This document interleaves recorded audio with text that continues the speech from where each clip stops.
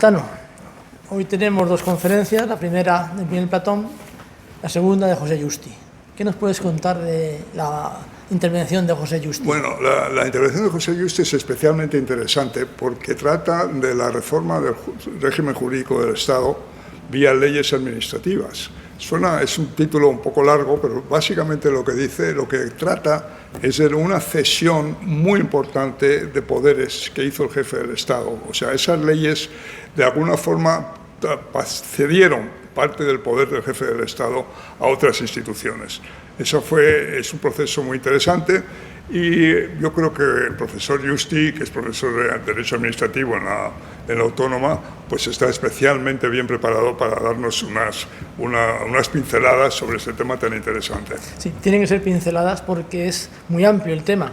La legislación es muy grande, los años muy grandes, sí. La actividad legislativa fue importante, sí. Así que esperemos todos que... Yo estoy seguro que sí, es un conferenciante muy ameno.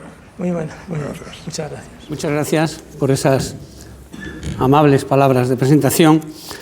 Y tengo que advertir que pretender examinar toda la legislación desde 1938 a 1975, porque el título original de este ciclo era 1938-1975, porque en 1938 es cuando se crea el primer Consejo de Ministros de Franco.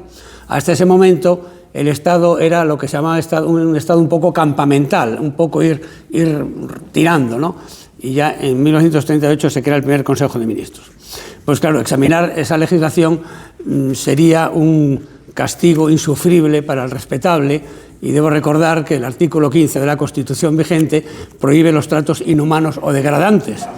Y no quisiera yo caer en eso. Por lo tanto, voy a centrar en algunos aspectos de la legislación, porque es imposible abarcarla toda. En primer lugar, la Ley de Contrato de Trabajo de 26 de enero de 1944.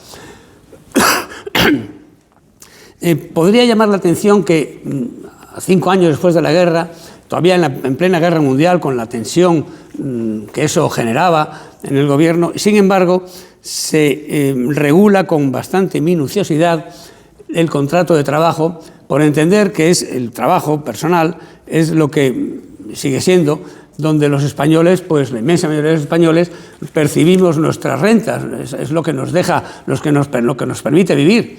Bien, pues esto se hace en 1944 porque ya existe, en el 1938 se promulga el Foro del Trabajo. Y todo esto viene por una razón bastante sencilla, y es que en el ideario de Falange, que es uno de los pilares ideológicos del régimen, la idea de atraer a los trabajadores, a los obreros, que se decía entonces, pues elevarlos en esa condición, eso ya está presente en el discurso famoso discurso de la Comedia, en el que se entiende que José Antonio Primo de Rivera pues funda la Falange. Por lo tanto, es coherente con el sistema, la ideología del régimen. La Ley de Contrato de Trabajo de 1944 estuvo vigente 32 años, por tanto debió ser bastante buena. Yo la estudié en la facultad. Es verdad que había tenido reformas, había ido poniéndose al día, y estuvo vigente hasta 1976, que la derogó, por cierto, solo en parte, no totalmente. Y hubo posteriormente el Real Decreto de 1977 sobre las relaciones de trabajo, hasta llegar, después de varias reformas, al Estatuto de los Trabajadores actual de 2015. El artículo 81 de la Ley de Contrato de Trabajo establecía que la indemnización por despido improcedente la fijaría el magistrado de trabajo, teniendo en cuenta las circunstancias familiares y laborales, sin que pudiera exceder del importe de un año del sueldo o jornal. Pero además existía lo que se llamaba la tutela real, es decir, que había que acreditar una justa causa de despido, lo cual pues muchas veces no existía o no era fácil acreditarlo, con lo cual pues el trabajador resultaba claramente protegido. Tan protegido estaba que eso, luego con el tiempo se ha visto que la rigidez que esto daba lugar en el mercado de trabajo, pues es contraria, tiene unos efectos económicos poco deseables. Y por eso se dictó el decreto de 1956, en que se flexibilizaba un poco este sistema, de manera que se podía despedir mediante una indemnización no inferior al sueldo o jornal de 6 meses ni superior al de 4 años. O, posteriormente, no inferior a 6 meses ni a 2 mensualidades por año. En la actualidad el despido en España es mucho más barato, son 20 días por año trabajado. Pero desde 1944 hasta 1976 el despido en España costaba más o menos, en fin, a grandes rasgos, 60 días de salario por año trabajado. Tengo que contar aquí una anécdota personal. Cuando yo tenía 16 años, estaba estudiando en el Colegio Claret de Las Palmas de Gran Canaria y recuerdo que un día vi a la señora de la limpieza, la estoy viendo, rubia, oxigenada, con gafas, bastante mal carácter, que le estaba gritando a un cura, cosa absolutamente insólita, y para un alumno del colegio pues todavía más. Bueno, al año siguiente tuvimos de profesor al director, el padre Vidales, don Antonio Vidales, que bueno, de vez en cuando pues, nos contaba algún chascarrillo, alguna historia, y nos explicó un día que la tal señora de la limpieza, cuyo nombre nunca supe, hacía lo que le daba la gana. Hacía lo que daba la gana, unos días barría, otros días no, otros días limpiaba, otros días no limpiaba, venía, no venía, discutía eso con los curas y tal, cosa que entonces era insólito.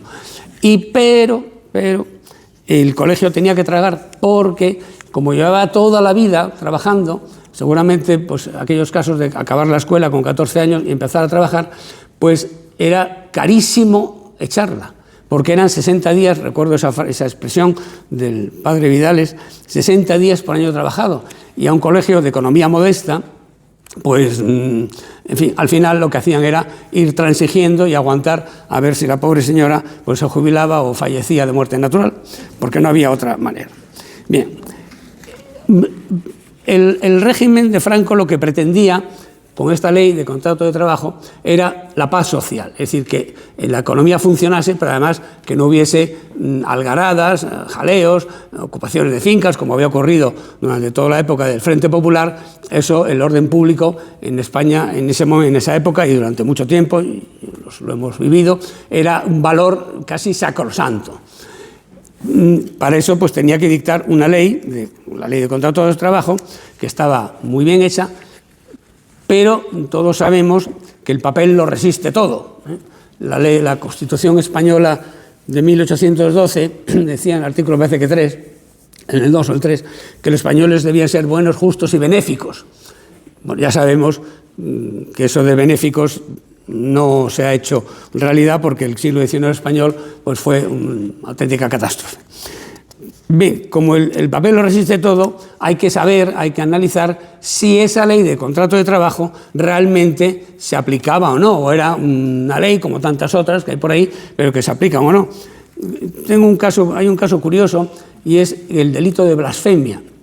El delito de blasfemia está en todos los códigos penales del siglo XIX y del siglo XX hasta 1988.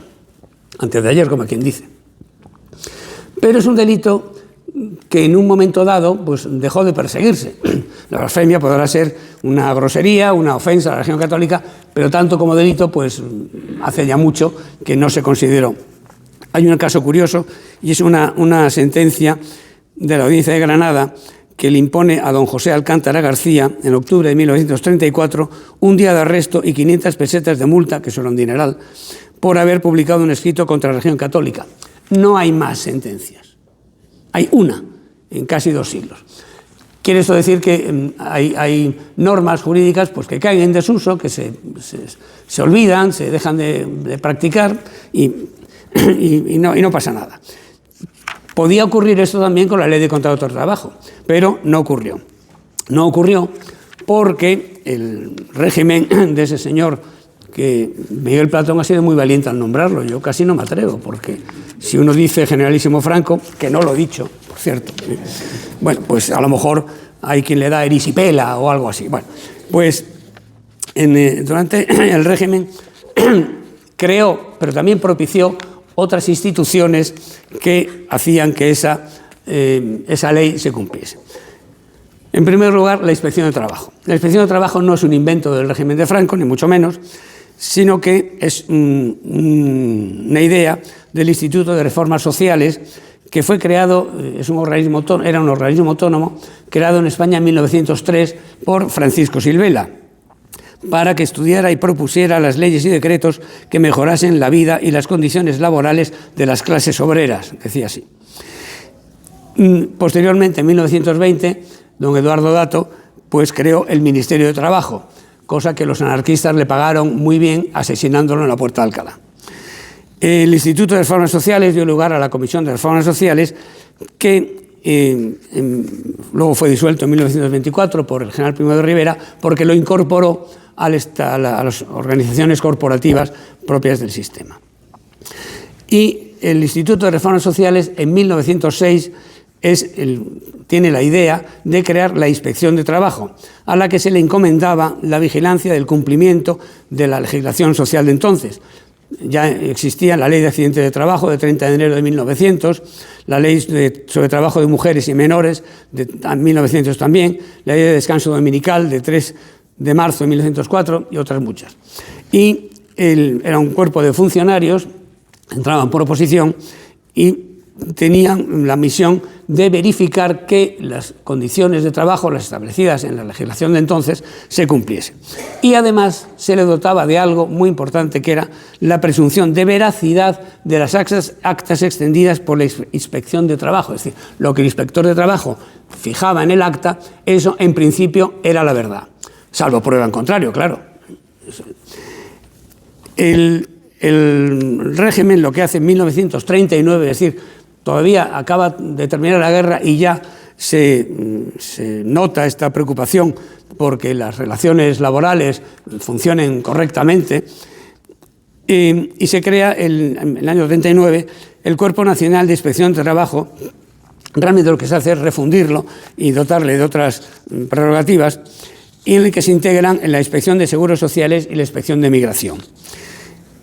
Nuevas integraciones se producen después en 1962, y ya en 1984 la Ley de Reforma de la Función Pública pues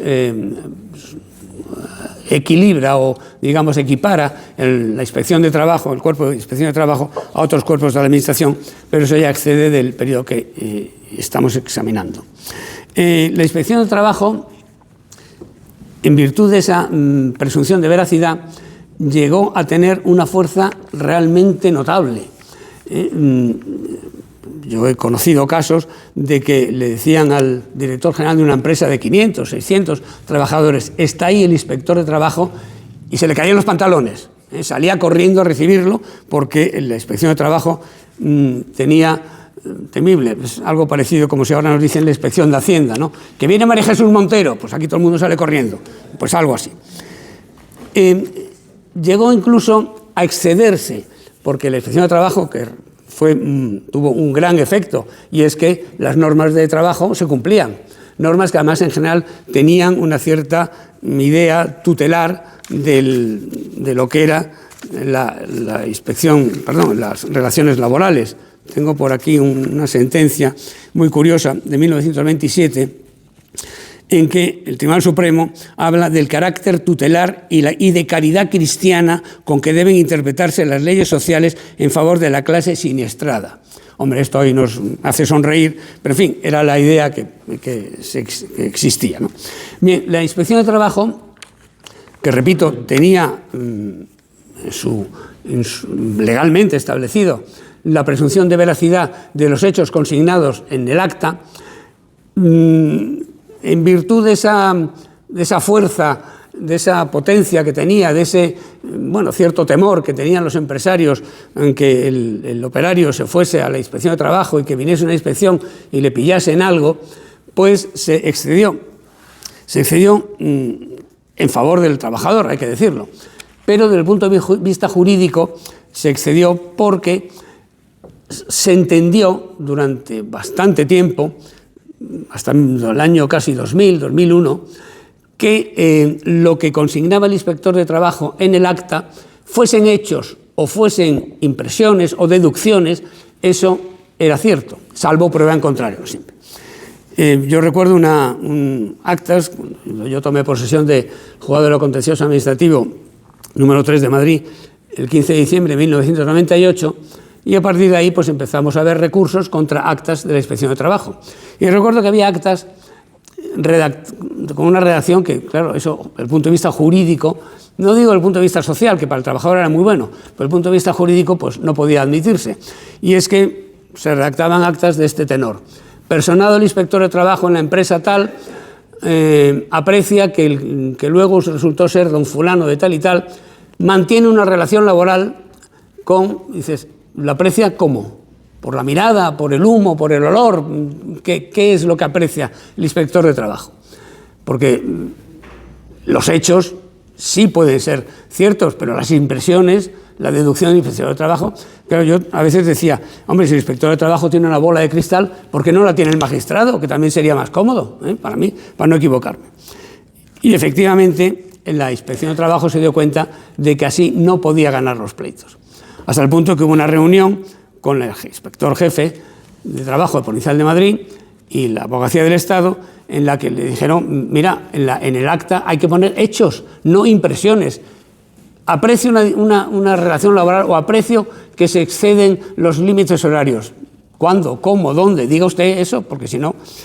Y efectivamente empezaron a cambiar las tornas. La Inspección de Trabajo empezó a redactar las actas en otro tenor. Por ejemplo, personado del inspector de trabajo actuante en tal empresa observa cómo el llamado fulano de tal recoge las mesas de un bar, atiende a clientes, transporta maquinaria. Eso sí, esos son hechos y eso sí se le puede otorgar presunción de veracidad. El trasunto de todo esto es que la Inspección de Trabajo había llegado a adquirir un poder francamente notable, que excedía incluso de lo que decía la ley, pero que era admitido. Era preferible no discutir con la Inspección de Trabajo porque al final pues, podía ser peor. Y entonces eso pues, llegó a ser crear un estado de opinión que era así.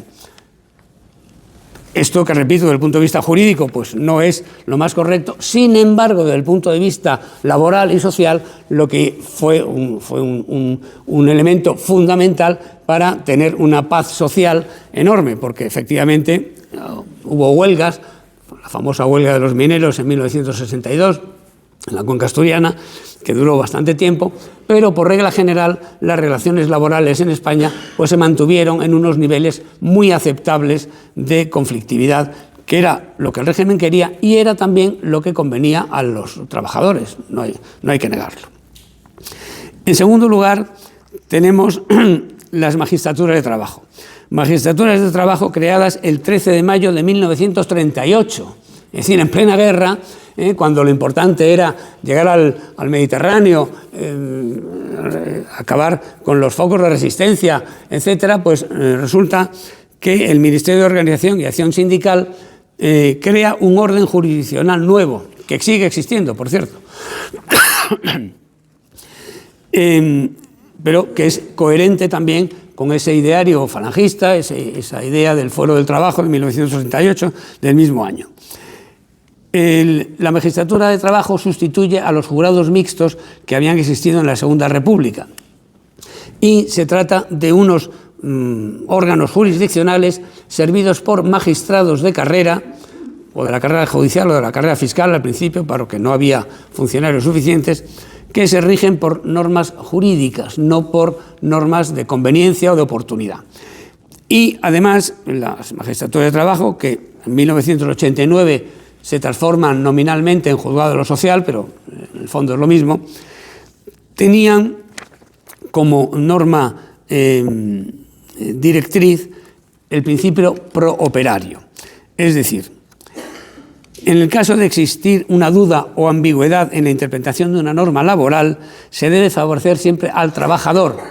Esto es algo que ya no es invento de la época de Franco, ya existía antes, pero las magistraturas de trabajo lo llevaron casi con una rigidez notable, porque muchos empresarios preferían negociar antes de ponerse en manos del magistrado de trabajo, que a lo mejor aplicaba el principio de properario y entonces pues no tenía ventaja ninguna. Y efectivamente la negociación en la magistratura de trabajo ha sido una constante y sigue siendo, lo cual además le ha dotado de mucha agilidad, porque el señor que vive de un trabajo no puede estar pendiente 4 años o 3 meses o 6 sin cobrar, porque su vida es eso.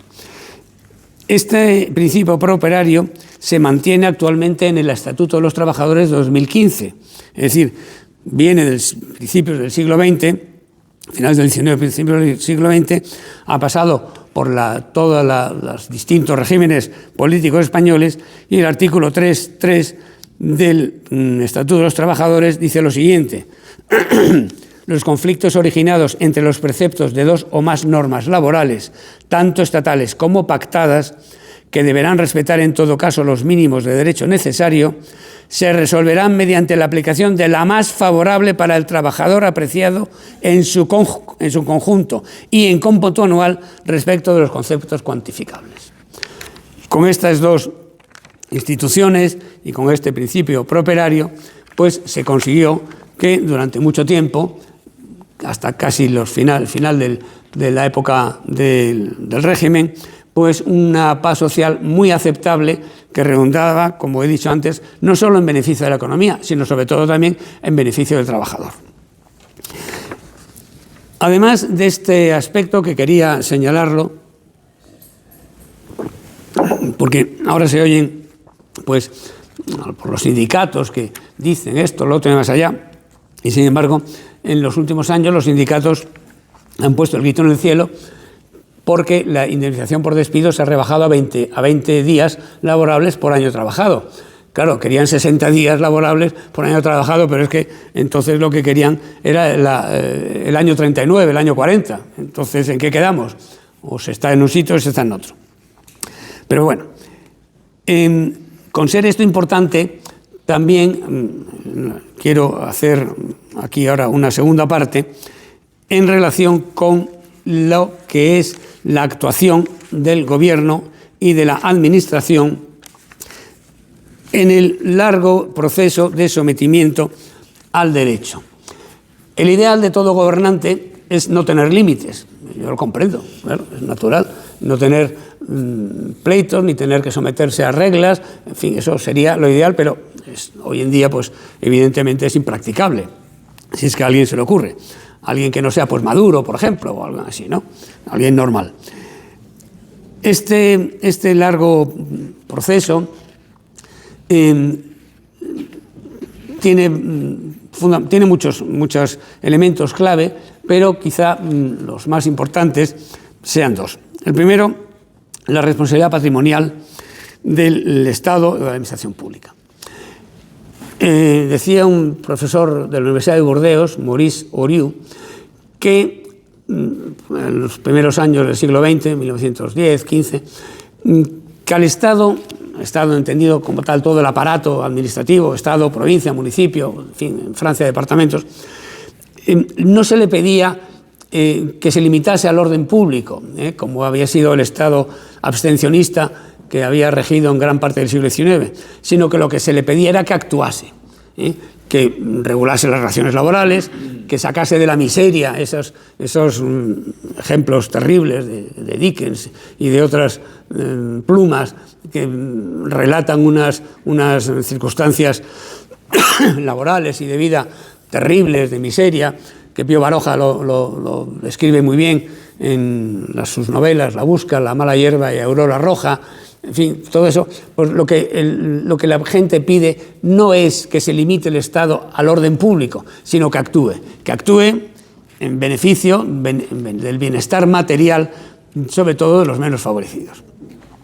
Y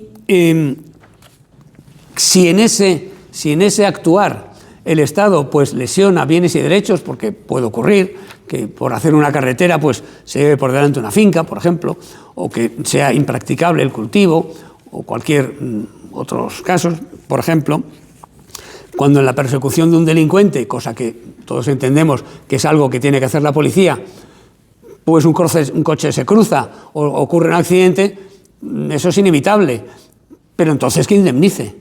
El principio de responsabilidad patrimonial, de indemnización, diría que casi universal, de la Administración.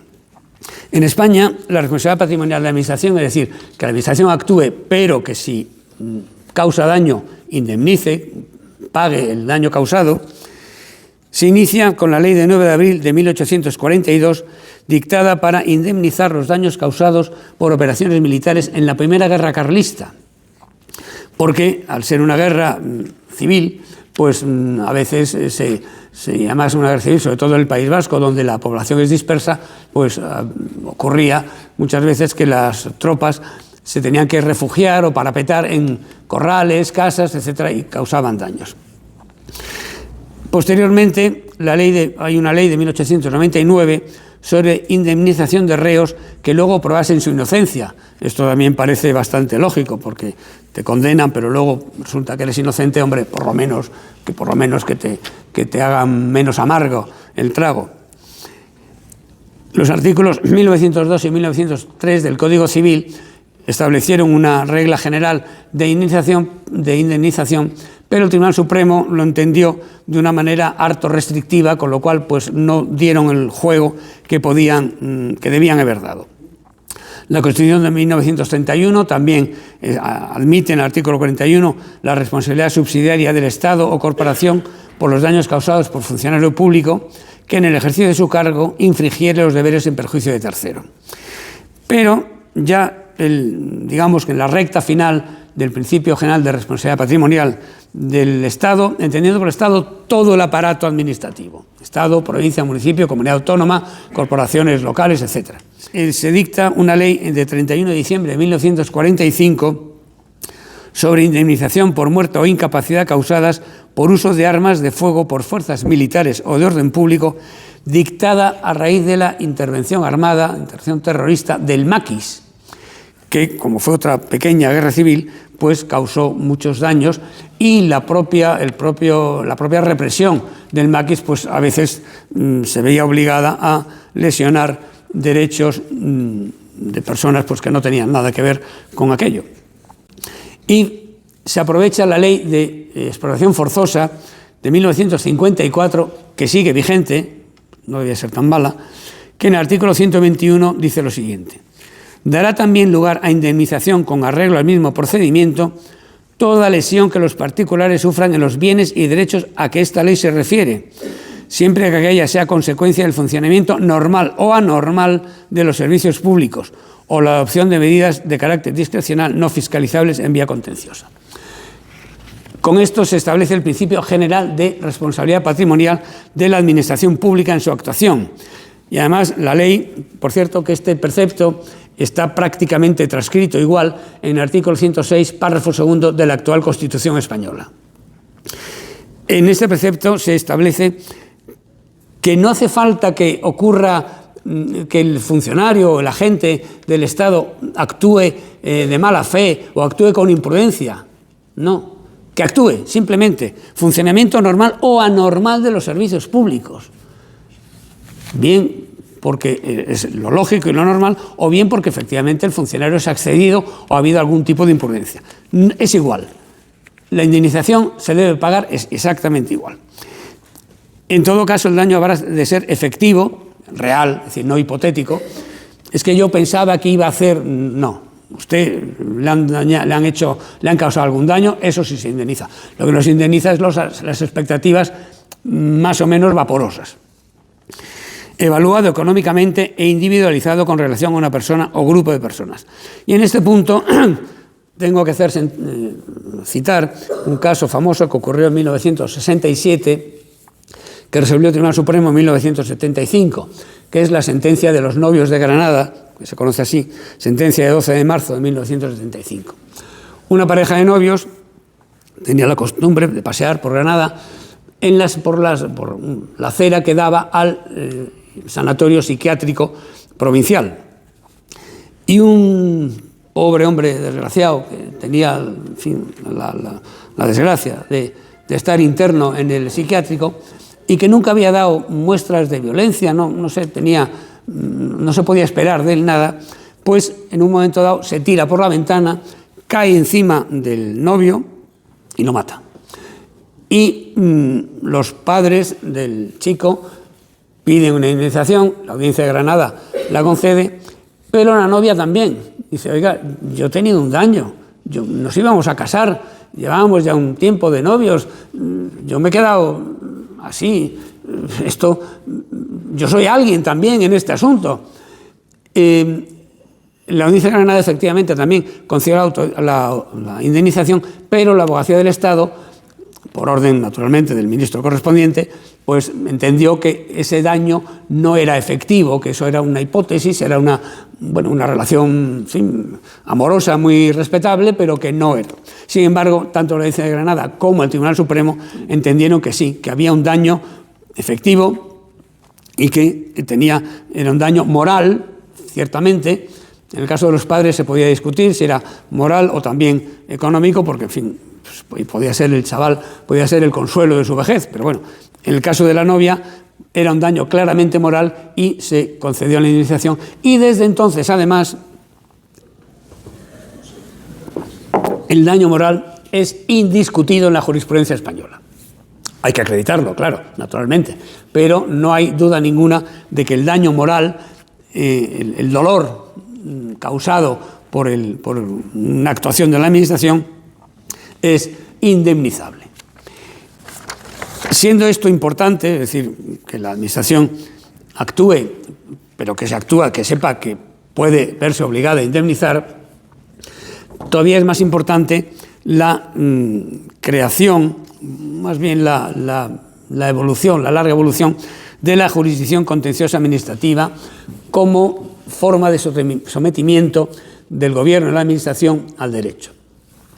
Es muy curioso que ahora que el nuevo Consejo del Poder Judicial está intentando cubrir las distintas vacantes de media España, porque hay algo así como 100 y pico vacantes, pues lo que más discutido está son las presidencias de dos salas del Supremo.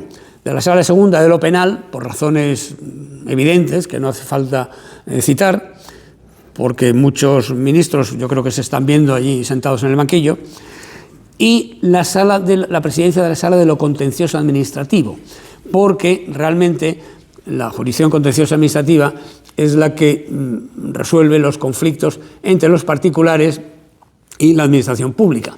Y ahí es donde el gobierno, comunidades autónomas, diputaciones provinciales, ayuntamientos, pues pueden encontrarse en una situación incómoda de tener que anular sus propias decisiones o tener que indemnizar también, o ambas cosas a la vez. Bien, la jurisdicción contenciosa administrativa, aunque hay antecedentes posteriores, yo siempre me gusta decir que mi más ilustre colega en las tareas judiciales fue un señor que nunca existió. Y ahora me dirán, ¿ha perdido la cabeza o qué ha pasado? No. Mi más ilustre colega en los tribunales fue un señor analfabeto. Él dice que no sabe leer y escribir, pero que sabe hasta 4 oraciones, y es cristiano viejo, que se llamaba Sancho Panza, que cuando es nombrado gobernador de la ínsula Barataria es gobernador y juez a la vez, y resuelve unos cuantos casos que le plantean casos de mentira, porque aquello es todo un montaje de los duques para tomarle el pelo a Don Quijote y a Sancho Panza, y lo resuelve con un gran sentido común, con lo cual a lo mejor pues no hacía falta hacer oposiciones para ser juez, sino con ser analfabeto y saber 4 oraciones y no estar 2 años y medio como estuve yo estudiando como un loco para llegar ahí. Bueno, bien, pues durante mucho tiempo en un primer estadio, no me voy a remontar mucho más allá, pero contra el Estado, contra el rey y sus oficiales no se puede pleitear. Eso es casi delictivo, eso es una falta de respeto, eso no se puede hacer. Claro, con el tiempo la administración, el rey y sus funcionarios van actuando, se van haciendo pequeñas obras públicas, o no tan pequeñas, el Canal de Castilla, el Canal Imperial de Aragón, por ejemplo, y las salinas en Levante y en Cádiz, bueno, y ya van surgiendo conflictos entre los particulares y lo que podríamos llamar el Estado. Pero en fin, sin sin remontarnos a tanto, en el siglo XIX, vamos a fijarnos ahí, pues contra la resolución recurrida, en el siglo XIX hay que tener en cuenta que es la eclosión de la administración. La administración ya empieza a contratar ferrocarriles, con lo que eso implica, de expropiaciones, de inversión, de concesiones administrativas. También empieza una cierta política de embalses, de regadíos, de carreteras, de instrucción pública, que hasta entonces pues, no estaba. Es decir, el gobierno y la administración empieza ya a meterse en muchos campos y cuando se mete en campos pues es inevitable que surjan conflictos. Bien, pues durante mucho tiempo, hasta 1845, lo que había realmente era un recurso, lo que hoy llamaríamos un recurso de reposición ante la autoridad que ha dictado el acto, recurso que hasta 1992 se decía y se sigue diciendo que es prácticamente inútil, porque es, por otro lado, muy humano. La autoridad que ha dictado un acto, que ha tomado una resolución, pedirle que rectifique, pues lo normal es que no lo haga, porque si está bien pensado, si está bien hecho, pues entenderá que no lo va a hacer, ¿no? El recurso de reposición, aunque es muy difícil cuantificar el éxito, pero se calcula que se estiman el 0,1% de los recursos de reposición que se interponen, es decir, el 1 por 1000. Bueno, en 1992 el recurso de reposición pasó de ser obligatorio a ser potestativo, que era algo bastante razonable. Bien, pero volviendo a 1845, las leyes de 2 de abril y 6 de julio de ese año crean los consejos provinciales y el Consejo Real. Estos consejos provinciales y Consejo Real, que estaban formados por funcionarios, no por jueces, por funcionarios, tenían la misión de asesorar, de emitir un dictamen para que la autoridad competente resolviese el recurso que se llamaba de otra manera, pero realmente era un recurso de reposición. Yo no dudo de la honradez y probidad de aquellos funcionarios que formaban parte de los consejos provinciales del Consejo Real, pero realmente lo que se estaba haciendo es que la administración se convertía en juez y parte. Los actos del gobernador civil, de la Diputación Provincial, eran asesorados por un órgano que dependía del gobernador civil o de la Diputación Provincial. Pues hombre, por lo menos cabe la sospecha de que aquello pues, no era muy limpio, o podía no serlo. Ya sabemos que la mujer del César no solo tiene que ser honrada, sino también parecerlo. 5 minutos, vale. Pues bien, pues esto con una larga evolución, con pasos adelante y atrás, en la Revolución de 1868 se eliminan estos consejos provinciales y se ordena que se remitan todos los pleitos a las audiencias territoriales o al Tribunal Supremo, con lo cual la división de poderes pues parecía que estaba asegurada, pero claro, como lo había ordenado la Revolución de 1868, cuando viene la restauración de Alfonso XII, pues se vuelve al sistema anterior. Sistema anterior que con pasos adelante y atrás se consigue la plena separación, es decir, que la administración, el gobierno y la administración sean enjuiciados no por ellos mismos, que no fuesen juez y parte, sino por un tercer poder, el poder judicial distinto, independiente. Se consigue ni más ni menos en el régimen de ese señor tan terrible, tan despótico, tan dictatorial, que es la ley de 27 de diciembre de 1956, que fue sustituida por la de 13 de julio de 1998, que tiene algo así como el 70 o 80% de los artículos literalmente copiados de la de 1956. En la ley de 1956 lo que se establece es que todos los pleitos contra la administración pública, de cualquier clase que sea, se resolverán por una sala de la audiencia territorial correspondiente formada por 3 magistrados, los 3 de extracción judicial, es decir, exactamente igual que los jueces de instrucción, los magistrados de lo penal, etcétera, aunque algunos de ellos podían ser especialistas de lo contencioso administrativo, pero una especialidad que lo que implicaba era un estudio más profundo, nada más. Es decir, lo que había costado más de un siglo que gobierno y la administración fuese enjuiciado por unas personas independientes orgánicamente y funcionalmente de la propia administración, se consigue con la ley de 1956. Me vas a permitir que cuente un hecho histórico que revela hasta qué punto el Poder Judicial era independiente en esta época de 1978 a 1975. En julio de 1968 estalla el caso Matesa. El caso Matesa era un señor, un empresario muy avispado, don José María Vilarreyes, que había creado un telar sin lanzadera, que nunca supe lo que era, pero que se lo dedicaba a la exportación y que se beneficiaba de ayudas directas a fondo perdido de la exportación, beneficios fiscales y créditos muy blandos, créditos muy favorables, pero luego resulta que esos telares no se vendían nunca, se exportaban, pero hay un informe del agregado comercial español en Perú que dice que los telares están en un muelle del Callao oxidándose y que allí nadie los recoge. En fin, era todo un montaje para beneficiarse de esas ayudas y de ese dinero. Esto llegó a oídos del director general de aduanas, el general de artillería, don Víctor Castro San Martín, que además era licenciado en ciencias exactas y por lo visto tenía una enorme afición por la estadística. Y al leer unos informes se dio cuenta de que era imposible que aquel señor exportase tal cantidad de telares porque no había mercado en el mundo que los consumiese.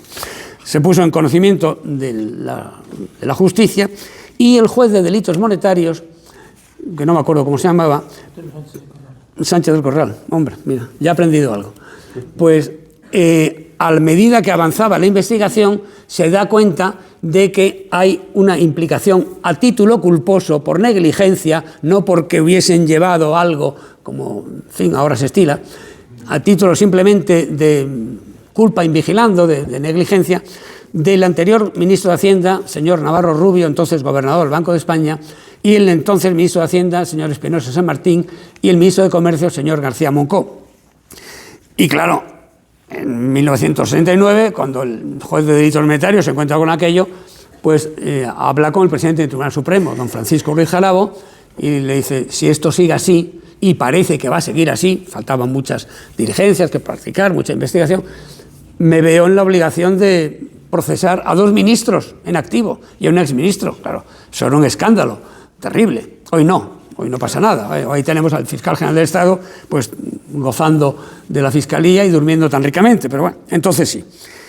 El señor Ruiz Jarabo fue en 2 ocasiones a ver a su excelencia a plantearle la cuestión, excelencia, si esto sigue así y parece que va a seguir así, ¿qué hacemos?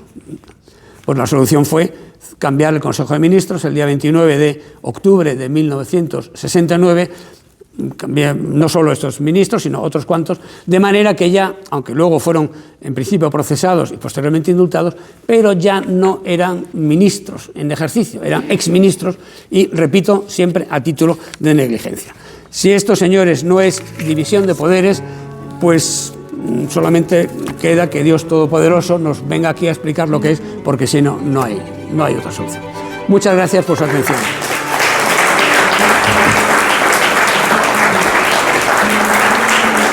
Gracias. Muchas gracias.